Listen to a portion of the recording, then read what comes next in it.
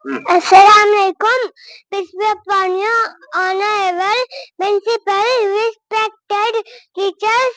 respected teachers, and my dear friends. My name is Rayan Khan. I am a student. First of all, I wish you all a very happy Teachers' Day. Today, I am going to deliver a short speech on Teachers' Day.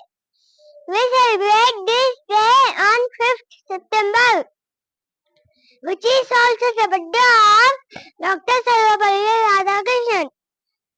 I am staying here to say thank you to all my teachers, for being my teachers and supporting me to be a better person. I like my teachers. Thank you, all of you.